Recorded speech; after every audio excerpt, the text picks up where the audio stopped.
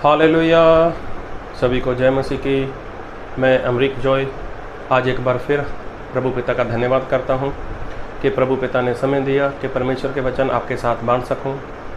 आप मेरे YouTube channel Hindi Punjabi Bible study Amrik Singh, इस चैनल के ऊपर अगर आप अभी तक नए हो और अभी तक आपने मेरे चैनल को सब्सक्राइब नहीं किया तो आप मेरे चैनल को सब्सक्राइब कर लो, साथ में जो बेल आइकन उसको टच कर लो ताकि आने वाले हर नए वीडियो का नोटिफिकेशन, उसकी जानकारी आपको तुरंत मिलने पाए।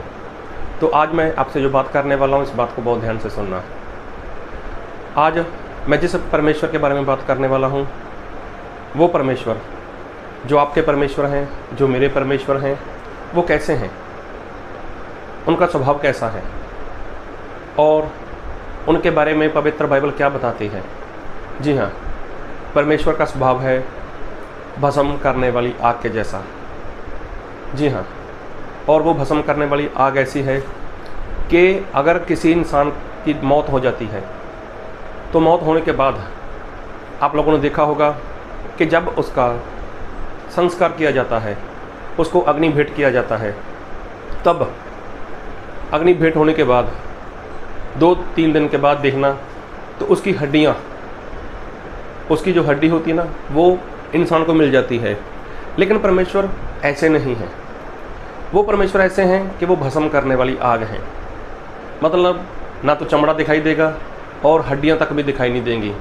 मतलब सारे शरीर का परमेश्वर पाउडर के समान बना देंगे। ऐसे भयानक से परमेश्वर हैं। और बाइबल में एक वचन लिखा है, मैं वचन पढ़ूंगा, पहला पतरस उसका 1 अध्याय उसके 15 वचन से। पर जैसा तुम्हारा बुलाने वाला पवित्र है, वैसे ही तुम भी अपने सारे चाल चलन में पवित्र बनो, क्योंकि लिखा है पवित्र बनो क्योंकि मैं पवित्र हूँ। अभी देखो परमेश्वर क्या है, वो पवित्र है। तो पवित्र शब्द, तो परमेश्वर के बारे में पवित्र बोल दो तो क्या परमेश्वर पवित्र हो गए? नहीं, बोलने से परमेश्वर पवित्र नहीं है।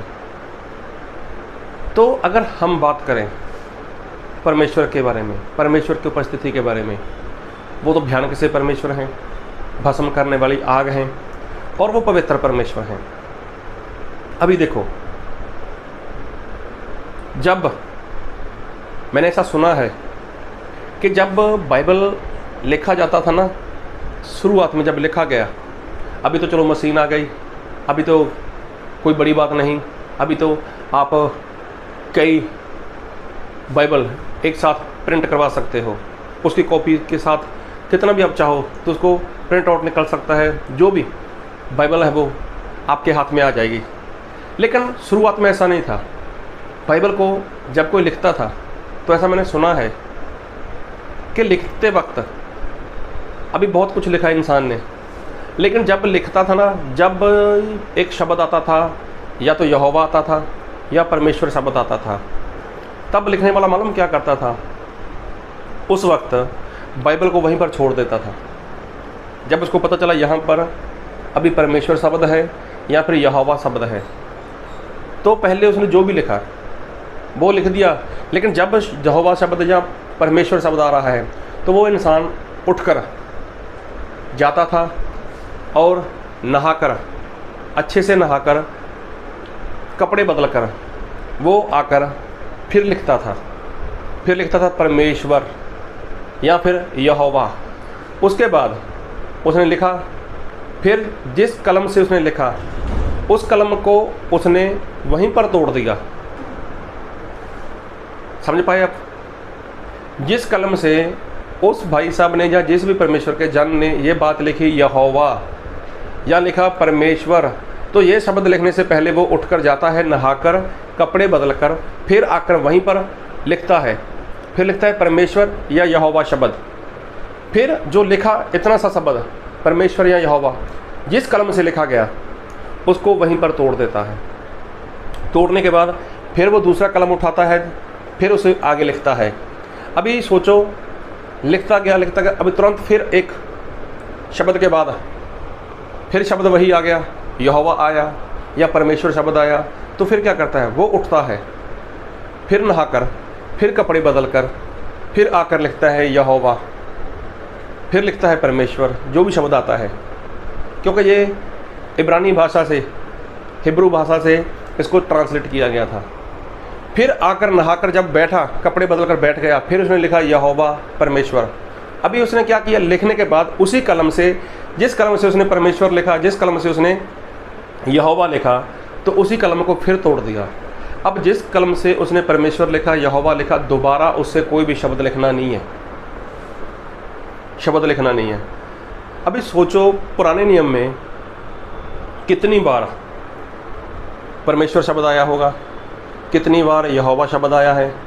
तो सोचो वो जो लिखने वाला इंसान था,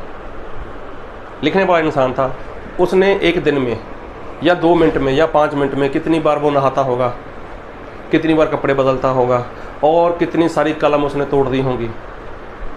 मतलब ऐसे परमेश्वर, पवित्र परमेश्वर, ऐसे लोग जब परमेश्वर का वचन लिख रहे थे ना, तो परमेश्वर को ऐसा मान सम्मान देते थे। अभी देखो, शब्द आता है यहोवा, शब्द आता है परमेश्वर, तो उसने लिखा यहोवा परमेश्वर या परमेश्वर, जो भी लिखा। लिखने के बाद उसने कलम तोड़ दिया, फिर दूसरा कलम लिया, उसके बाद उसने जितने शब्द थे वो लिखे। अभी सोचो 2 मिनट बाद या 5 मिनट बाद उसने लिखा, फिर वही शब्द आ गया यहोवा या परमेश्वर, फिर वो रुक गया, फिर उठकर नहाकर, फिर कपड़े बदल कर फिर आकर बैठा, फिर शब्द लिखा यहोवा, फिर कलम तोड़ा, फिर दूसरा कलम लिया, फिर उसने उसके साथ लिखना शुरू कर दिया। अभी सोचो एक दिन में उसको कितनी बार नहाना पड़ा होगा, 1 घंटे में कितनी बार नहाना पड़ा होगा, 15 मिनट में कितनी बार नहाना पड़ा होगा, कितनी बार कपड़े बदलने पड़े होंगे। तो लोग ऐसे परमेश्वर को मान सम्मान देते थे, ऐसे परमेश्वर की इज्जत करते थे लोग। तो आज लोग क्या ऐसा करते हैं? परमेश्वर बहुत पवित्र है। अगर आप लेवियों 10 अध्याय पढ़ो तो वहाँ पर हारून याजक के 2 बेटे थे। वो लोग जब परमेश्वर की उपस्थिति में चले गए, और वहाँ पर लिखा है वो धूप दिखाने के लिए वहाँ पर गए थे, धूप लेकर वहाँ पर गए थे, और उन लोगों ने जब धूप परमेश्वर के आगे ऐसा चढ़ाया तो परमेश्वर को वो बात पसंद नहीं आई, और वहीं पर जो हारून याजक थे, उसका बेटा नादाब और अबीहू वहीं पर मारे गए। आप लोगों ने सुना होगा कि परमेश्वर ने आज्ञा दी थी याजक लोगों को, प्रधान याजक को, कि जब भी तुम परमेश्वर के अति पवित्र स्थान में आओ तो जो याजक लोग हैं वो किसी मुर्दे को टच नहीं कर सकता। लेकिन वो परमेश्वर का जन अति पवित्र स्थान में अकेला जाता था, और उसकी कमर के साथ एक रस्सी बांधी रहती थी, और वो रस्सी कमर के साथ बांधी, और दूसरा उसका हिस्सा वो बाहर तक जाता था। अंदर उसी याजक से आवाज़ सुनाई देती थी बाहर के लोगों को। लेकिन किसी कारण अगर वो याजक के अंदर कुछ गलती है, अगर उस याजक के अंदर कुछ पाप है, तो वो वहीं पर मर जाता था। अभी उसको उठाने के लिए वहाँ पर कोई जाता नहीं था, लेकिन उसको वहीं से जो रस्सी उसके कमर के साथ बंधी होती थी और दूसरा हिस्सा बाहर की ओर था, उसको रस्सी को खींचते थे वो लोग, और रस्सी को खींचते मतलब उस याजक को वहाँ से खींचकर बाहर निकाला जाता था। तो मतलब ऐसी उपस्थिति, ऐसी पवित्रता प्रभु यीशु के अंदर, परमेश्वर के अंदर है। तो क्या आज परमेश्वर को वो मान सम्मान मिलता है? क्या आज परमेश्वर, जो इतने परमेश्वर पवित्र हैं, जिनके नाम में इतनी पवित्रता है, लेकिन आज ऐसा कुछ नहीं दिखाई देता। और तो और आप देखना, चर्च में जब आराधना होती है तो वहाँ पर आराधना कैसी होती है मालूम है? अरे कॉपी गीत इंसान वहाँ पर गाते हैं।